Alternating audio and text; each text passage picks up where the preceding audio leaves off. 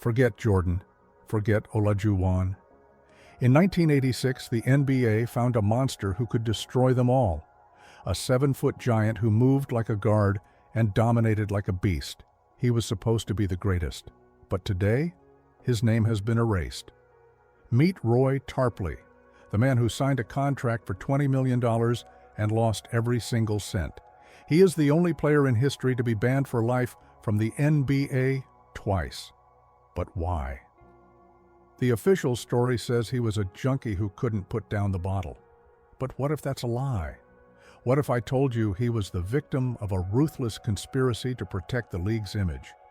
Was he really destroyed by drugs, or was he silenced because he became inconvenient? Today we reopen the file. We are going into the police reports, the secret courtroom settlements, and the mysterious death at age 50 that the news barely covered. You think you know about NBA scandals? You have no idea. This isn't just a story about a basketball player. It is a crime scene. Welcome to the tragedy of Roy Tarpley. To understand the tragedy of Roy Tarpley, we cannot simply look at the man. We must look at the time. The year was 1986. It was a different world.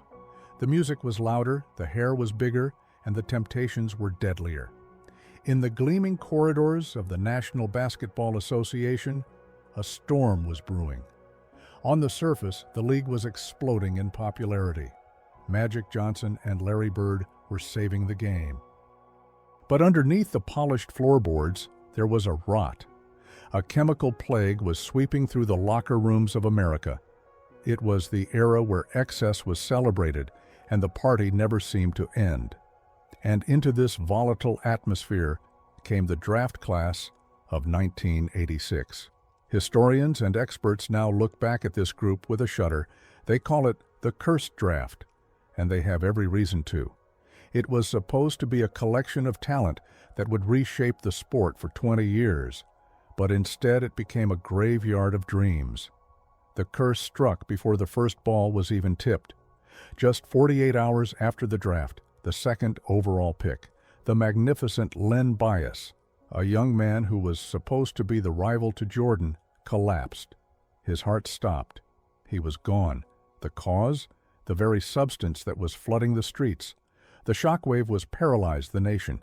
It was not just a loss. It was a warning shot fired directly at the heart of the league. Panic set in. The executives, the owners, the commissioners, they were all terrified. The image of the league was at stake. They needed to clean house, and they needed to do it fast. The atmosphere changed overnight from celebration to suspicion. Every young player was now watched. Every stumble was analyzed. The era of tolerance was over. The era of the witch hunt was about to begin. And right there, in the middle of this hurricane, stood the Dallas Mavericks. They held the 7th pick. They looked at the board, and they saw Roy Tarpley. He was a specimen, 7 feet tall, mobile, fierce. He was the missing piece to their championship puzzle, but did they see the shadows in his eyes? Did they know that by bringing him into this high-pressure cooker right after the tragedy of Len Bias, they were walking on a razor's edge? The Mavericks made their choice. They called his name. Roy Tarpley walked up to the stage, smiled for the cameras, and shook the hand of the commissioner. He had no idea that he was stepping onto a battlefield where the enemy was not the opposing team, but the very culture that surrounded him. The shadow of 1986 had claimed its first victim in Len Bias, and it was already reaching out its cold hand for Roy Tarpley. The clock had started ticking, and no one could hear it yet. When Roy Tarpley arrived in Dallas, it felt like the sun had finally broken through the clouds for the franchise. You have to understand, he was not just good, he was electric. In his rookie season, he played with a hunger that frightened veterans. He would grab rebounds with a ferocity that suggested he was angry at the ball itself. He could run the floor like a gazelle. The fans in Dallas, who were starving for a winner, instantly fell in love. They saw a savior. He made the all-rookie team. The experts nodded their heads and said, "This kid is the future." By his second season, the 1987-88 campaign, Roy Tarpley had transformed into a phenomenon. He was coming off the bench, but that was just a tactical ruse. When he entered the game, the energy shifted. He was unstoppable. He averaged 13 points and 12 rebounds in nearly 30 minutes of play. Think about those numbers. That is efficiency that borders on the miraculous. He was awarded the 6th Man of the Year trophy.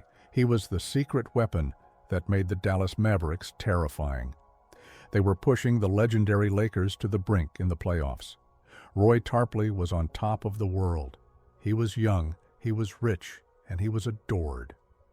But Dallas in the late 80s was not just a city of basketball. It was a city of neon lights and long nights. It was a place where a young man with pockets full of cash could find trouble without even looking for it. While the city cheered for the golden boy during the day, a different Roy Tarpley emerged when the sun went down. He became a creature of the night. The whispers started slowly. At first, it was just rumors of late parties, of missed curfews, of strange company. But the team was winning. And in professional sports, winning is the ultimate deodorant.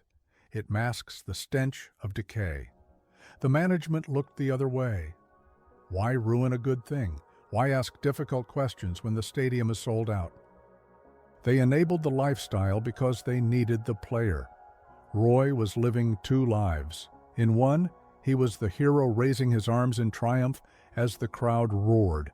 In the other, he was sliding down a slippery slope, surrounded by friends who loved his money and shared his vices. He was the king of Dallas, but the crown was heavy, and it was slipping. The tragedy was that while everyone saw the athlete, no one saw the young man who was slowly losing his grip on reality.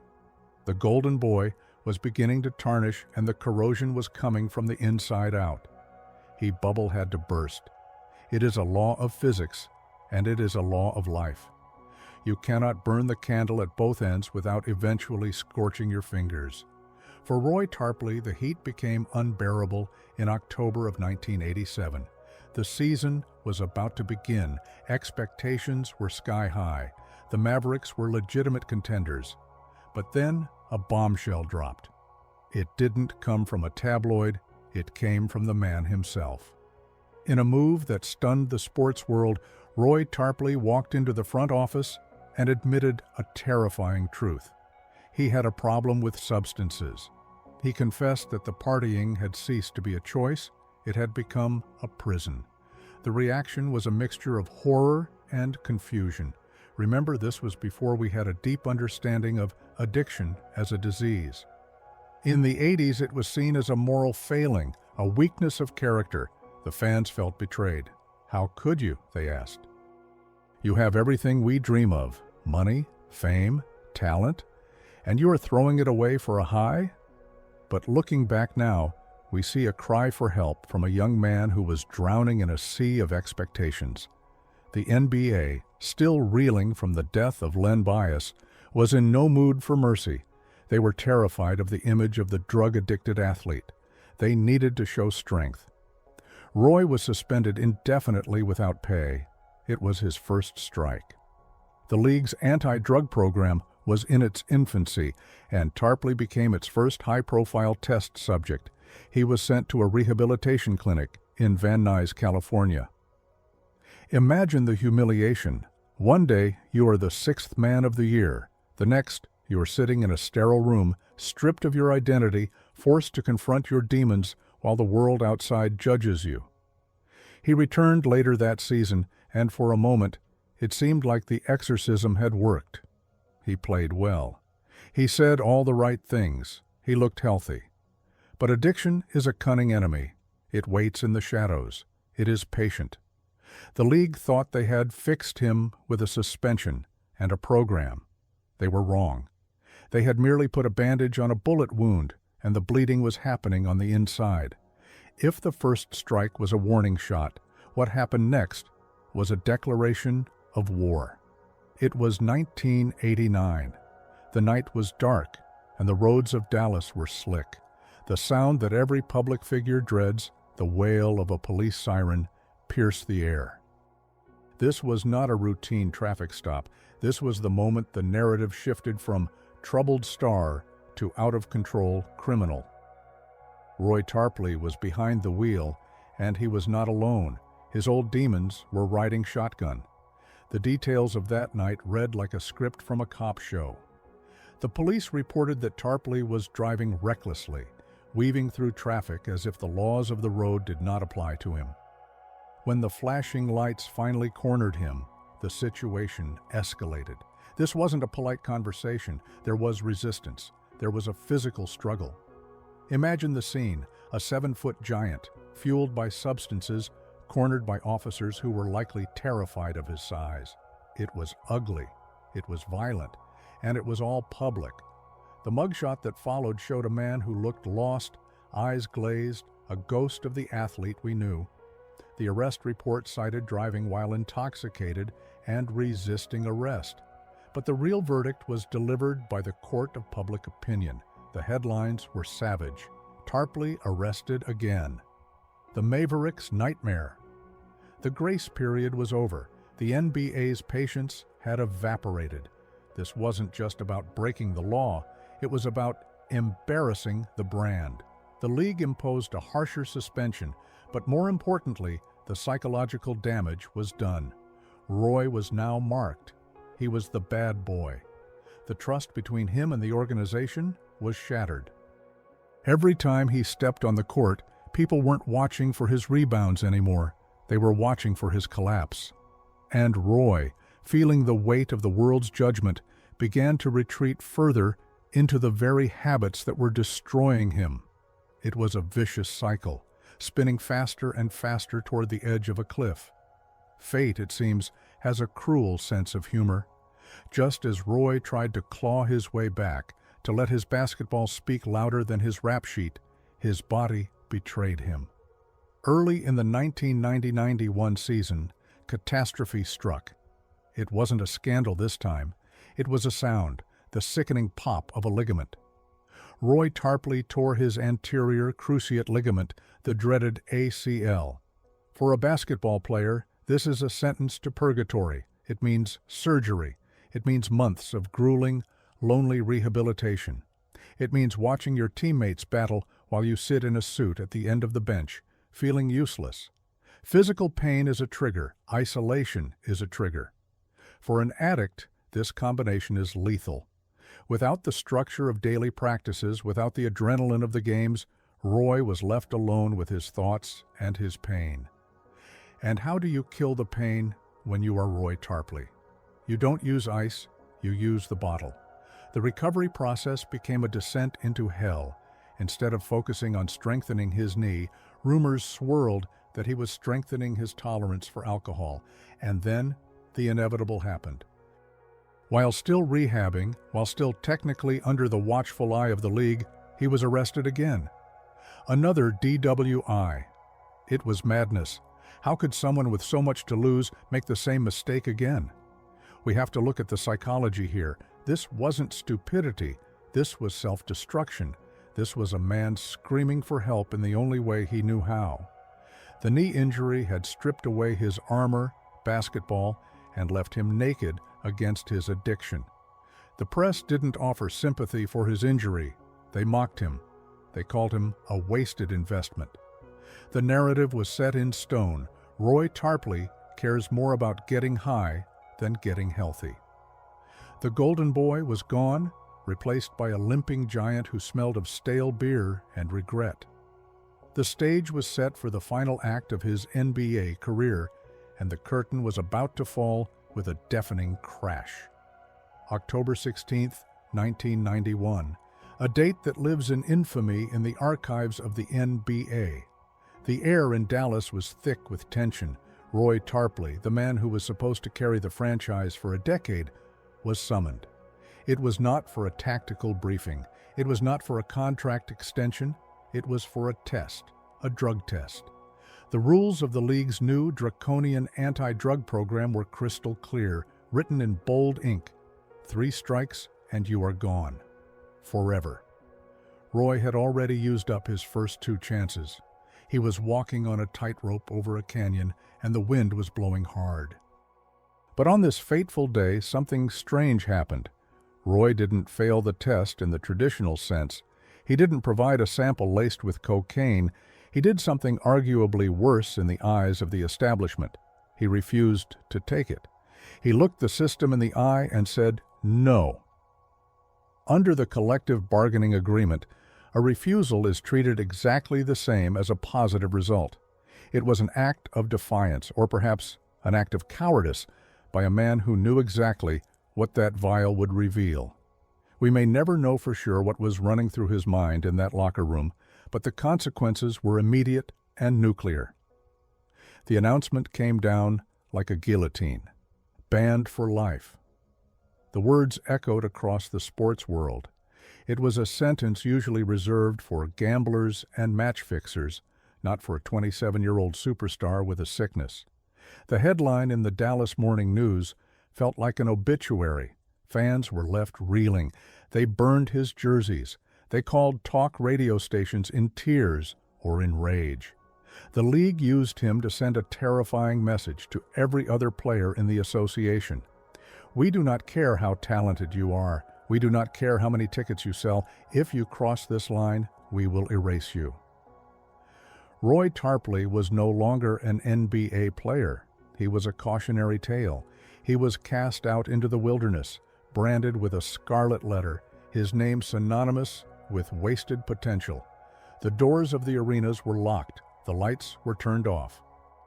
The show was over, or so they thought. Where does a king go when he is exiled from his kingdom? He finds a new land to conquer. Barred from the NBA, Roy Tarpley packed his bags and crossed the Atlantic. He landed in Greece. If the NBA was a corporate boardroom, Greek basketball in the 90s was a gladiatorial pit. It was wild, it was passionate, it was dangerous. And it was exactly where Roy belonged. He signed with Aris Thessaloniki and later with Olympiakos. In the United States, he was a pariah. In Greece, he became a deity. They didn't care about the drug tests. They didn't care about the American morality plays. They only cared about one thing. Could he win? And oh, could he win? In Europe, Roy Tarpley was a man among boys. He was physically overwhelming. He was named the Beast. Picture the scene: frantic arenas filled with smoke from flares, coins raining down on the court, drums beating like war chants. And in the center of this chaos, Roy Tarpley dominated. He led Aris to the FIBA European Cup title. He took Olympiakos to the EuroLeague final. He averaged double-doubles while barely breaking a sweat. But the demons had passports too. They traveled with him. The stories from his time in Greece are legendary and terrifying.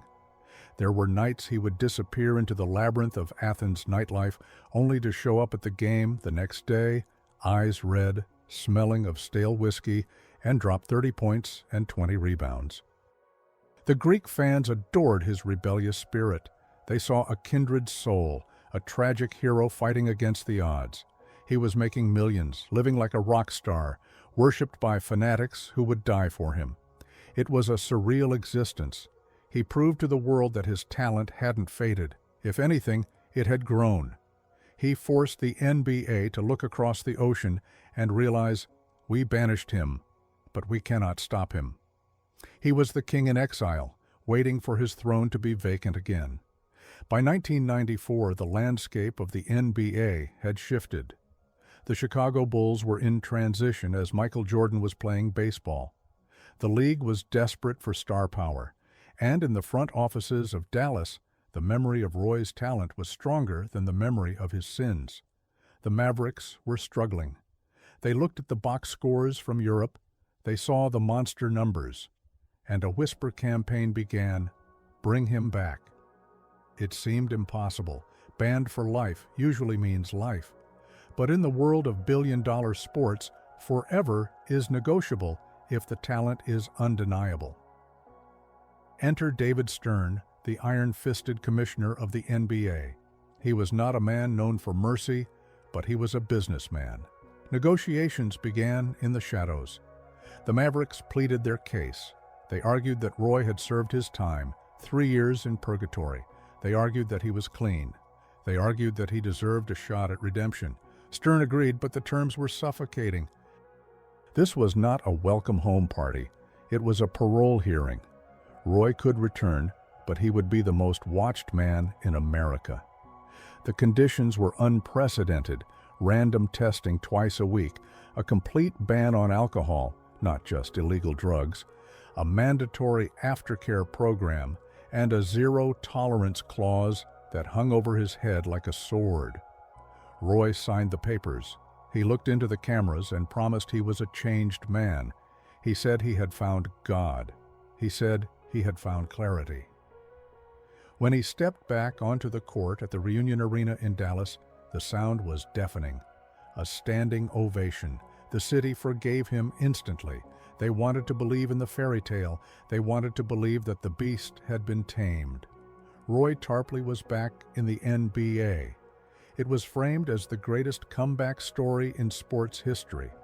But what the cheering fans didn't realize was that by letting him back in, the league had just handed a recovering alcoholic a winning lottery ticket and placed him right back in the casino. The countdown to disaster had restarted, and this time the stakes were higher than ever before. The year was 1994, and the ink was drying on a piece of paper that would change everything.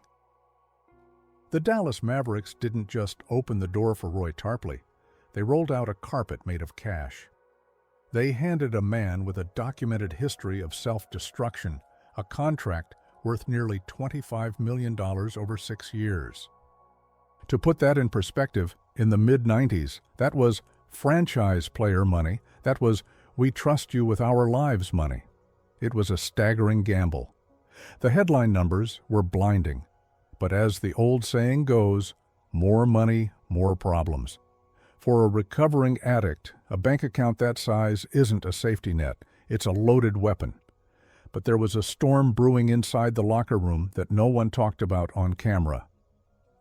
The Mavericks had changed while Roy was in exile. They had drafted young, hungry superstars, Jason Kidd and Jim Jackson.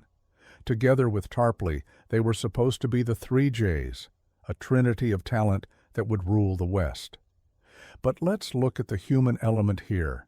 Imagine you are a young prodigy like Jason Kidd, working your tail off, and suddenly this older guy walks in, a guy who has been banned, a guy who let the city down, and he is making more money than you. He is the highest paid player on the team. Jealousy is a slow poison.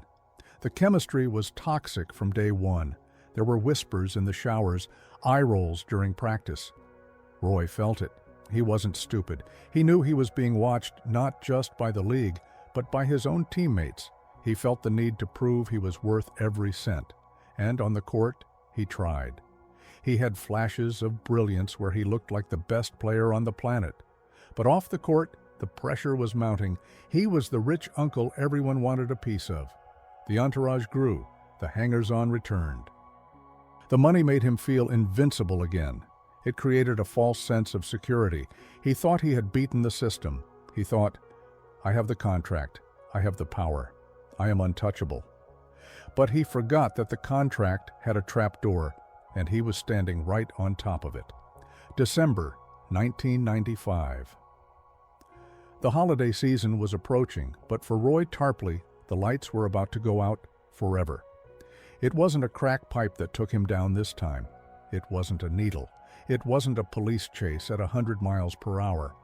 It was something far more mundane, and that is what makes this chapter so infuriatingly tragic. It was the smell of alcohol on his breath. The details of this incident are shrouded in controversy and conflicting stories. The official report states that Roy failed a urinalysis test after an alcohol monitor detected usage. Remember, his special contract with the NBA had a sober clause. While Michael Jordan could smoke cigars and drink tequila after a game, and while Charles Barkley could shut down a bar, Roy Tarpley was forbidden from taking a single sip. It was a double standard, yes, but it was a standard he had signed his name to. When the results came back positive, Roy's defense was heartbreakingly desperate. He didn't claim he was partying. He didn't claim he was on a bender. He claimed he had taken NyQuil. He claimed he was sick, and the over-the-counter medicine contained alcohol. Was it a lie? A desperate fabrication by an addict trying to save his skin? Or was it the truth? Later, stories shifted. There were reports of him drinking beer with a friend. But think about the absurdity of the scale. A man is about to lose $20 million and his entire legacy for a beer? This is where the story turns into a psychological thriller. Why would he do it? Why risk a fortune for a drink? Addiction specialists will tell you that the self-saboteur is a powerful archetype. When things are going too well, when the pressure to be perfect becomes too heavy, the addict subconsciously seeks to destroy it all just to relieve the tension. Roy Tarpley didn't just drink a beer, he drank a cup of cyanide for his career. The tragedy isn't just the act, it's the pettiness of it. He wasn't hurting anyone, he wasn't driving, he wasn't fighting, he was just a human being who slipped. But the NBA is not a church, it is a business, and they had been waiting for this slip. The trap snapped shut. The call came down from the mountain. David Stern didn't hesitate. There would be no third chance. There would be no more rehabilitation centers. The verdict was absolute, permanent disqualification.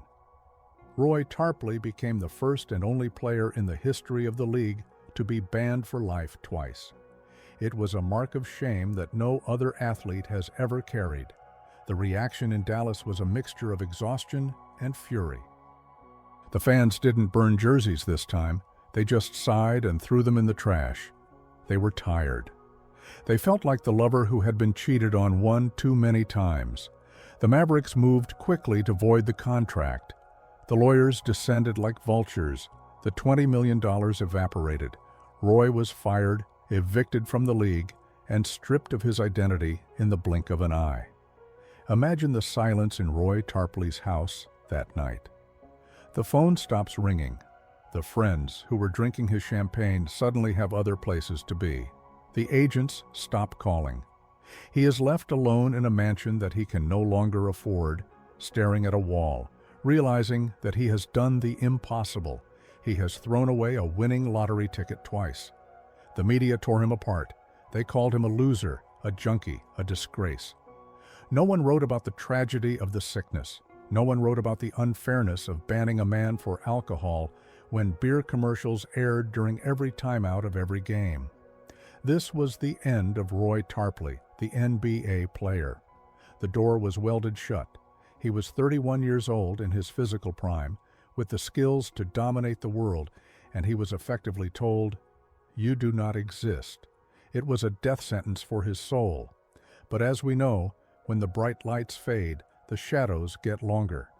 And Roy was about to enter the long, dark winter of his life, far away from the cameras, where the real suffering would begin. When the doors of the NBA slam shut, they lock from the inside. For Roy Tarpley, the silence that followed his second banishment was deafening.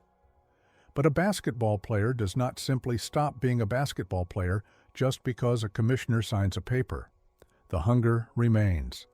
The need to hear the squeak of sneakers and the roar of a crowd is a physical addiction in itself. So Roy began a journey that can only be described as a descent into the sporting underworld. He became a ronin, a wandering samurai without a master, selling his sword to anyone who would pay. He didn't go to the glamorous capitals of Europe this time. He went to the fringes. He surfaced in Russia, playing for Eurogreat, in the freezing cold of Perm, a city that felt 1,000,000 miles away from the warm nights of Dallas. Imagine the scene, a man who once battled Hakeem Olajuwon and Karl Malone now running up and down the court in drafty Soviet-era gymnasiums, his breath visible in the air, playing against men who grew up worshiping his posters. He played in China before it was a fashionable destination for NBA stars.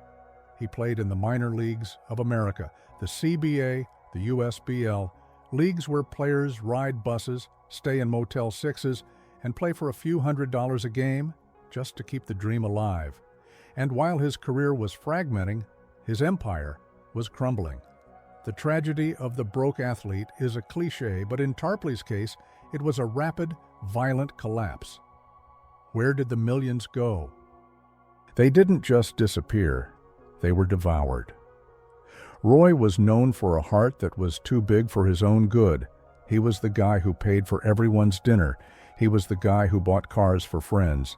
He was the guy who couldn't say no. When the steady checks from the Mavericks stopped, the friends didn't stop asking. He was hemorrhaging cash. Bad investments, predatory advisors, and the cost of maintaining a lifestyle that no longer existed drained his accounts. Within a few years, the man who had signed a $20 million contract was scrambling to pay bills. It was a heartbreaking sight, a king wandering through the ruins of his own castle, searching for scraps of his former glory. But Roy Tarpley was not done fighting. If he couldn't beat the NBA on the court, he would try to destroy them in the courtroom. In the mid-2000s, he launched a legal offensive that sent shivers down the spine of the league's headquarters in New York. This wasn't a frivolous lawsuit. It was a calculated strike at the very foundation of the NBA's disciplinary system. His legal team crafted an argument that was as brilliant as it was controversial. They invoked the Americans with Disabilities Act, ADA. Their argument was simple and explosive. Alcoholism is a recognized disease. It is a disability. By banning Roy Tarpley for relapsing, a symptom of his disease, the NBA and the Dallas Mavericks had discriminated against him. They argued that he wasn't a criminal who broke the law. He was a sick man who was fired for being sick. The lawsuit peeled back the layers of the NBA's operations, and what it revealed was ugly. Tarpley's lawyers claimed that the Mavericks and the league had engaged in a campaign of harassment. They alleged that private investigators had been hired to stalk Roy, to dig through his trash, to follow him into bars, waiting for him to slip up. It painted a picture of a paranoid organization obsessed with catching their own player in a trap. The NBA was terrified. If Tarpley won, it would set a precedent that could shatter their drug policies. Every player ever banned could come back and sue. The David versus Goliath battle dragged on for years, a war of attrition, fought with motions, depositions, and legal briefs. Roy was no longer fighting for a jersey. He was fighting for his dignity, demanding that the world acknowledge that he was a victim of a system that didn't understand addiction. In 2009, the war suddenly ended. There was no dramatic verdict. There was no jury banging a gavel. There was just a quiet press release stating that the parties had reached a settlement to the mutual satisfaction of both sides. In the legal world, this is code for, "We paid him to go away." The amount was never disclosed. It was sealed in a vault protected by strict confidentiality agreements. Was it millions? Was it hundreds of thousands? Rumors flew, but the truth remains one of the few secrets the NBA has managed to keep. But let's analyze what this really means. The NBA, an organization that rarely admits defeat, cut a check to the man they banned for life.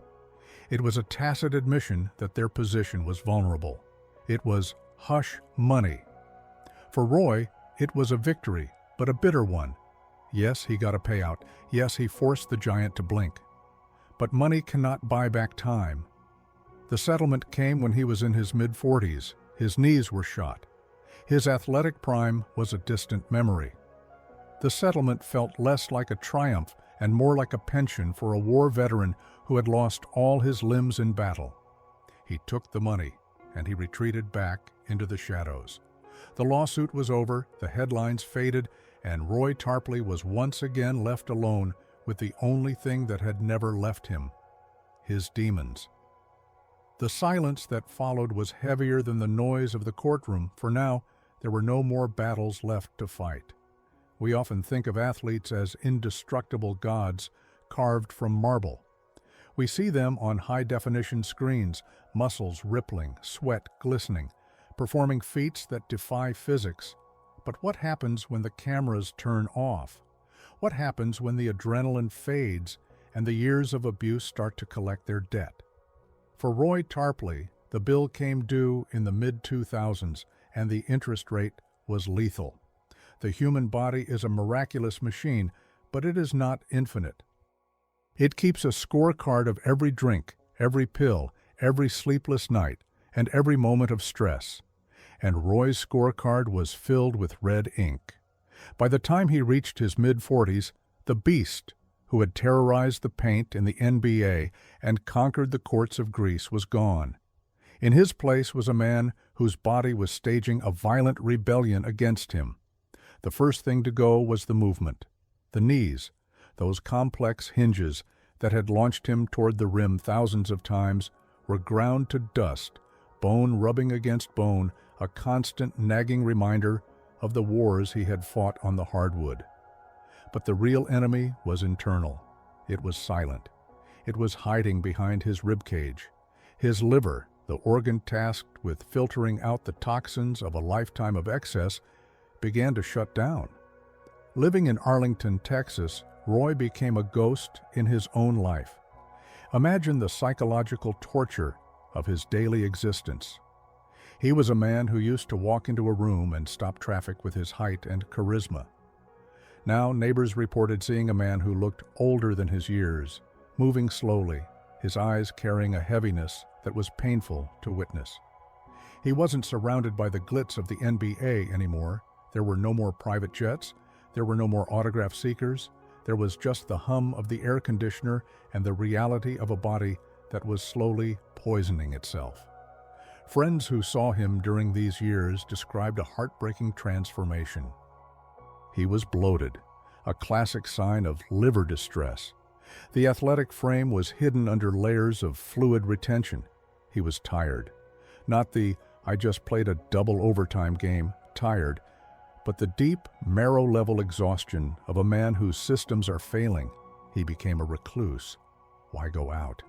To hear people whisper, "Is that Roy Tarpley? Look what happened to him." No. It was better to stay inside, to live in the memories of 1988, to watch old tapes where he was young and invincible, while the reality of 1924 slowly closed in around him like a suffocating fog. The end did not come with a bang.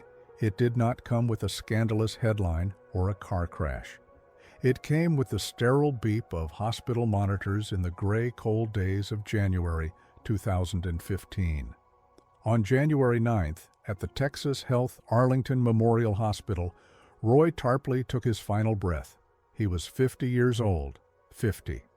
In the modern world, 50 is the new 40. It is the prime of life for many. But for Roy, it was the finish line of a marathon he had been running on broken legs. The official cause of death was listed as liver failure, a medical term that sounds so clinical, so detached. But let's translate that into reality. Liver failure is a gruesome, agonizing way to die. It is the body slowly turning off the lights, room by room. It is confusion, it is pain, it is the accumulation of toxins in the brain. It is a lonely, terrifying battle. Rumors began to circulate immediately, as they always do when a controversial figure passes. Was it just the alcohol? Was there something else? Some whispered that he had simply given up, that the fight had left him years ago, and his body was just finally obeying his mind's desire to rest. The reaction of the basketball world was a masterclass in hypocrisy. The same league that had banned him, the same executives who had treated him as a liability, the same media that had mocked him, they all suddenly found their hearts. "We are saddened by the passing of Roy Tarpley," read the official statements. Mark Cuban, the owner of the Mavericks, tweeted his condolences. It was all so polite. It was all so respectful. But where were they when he was rotting in Arlington? Where was the support system when he was spiraling? It felt like a performance. The world loves a dead tragedy more than a living struggle. When he was alive, he was a junkie and a bust. The moment he died, he became a troubled soul and a legend. The internet was flooded with highlight reels showing his dunking, his rebounding, his smile. But watching those clips felt like watching a ghost story. We were mourning a man we had buried decades ago. The Roy Tarpley of the highlights had died in 1991. The man who died in that hospital bed in 2015 was just the shell that remained.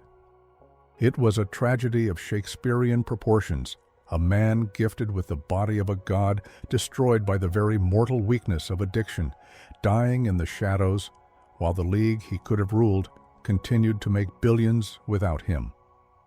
Now, I want you to close your eyes. I want you to erase the arrests, erase the suspensions, erase the beer and the cocaine. I want you to imagine a world where Roy Tarpley stayed clean.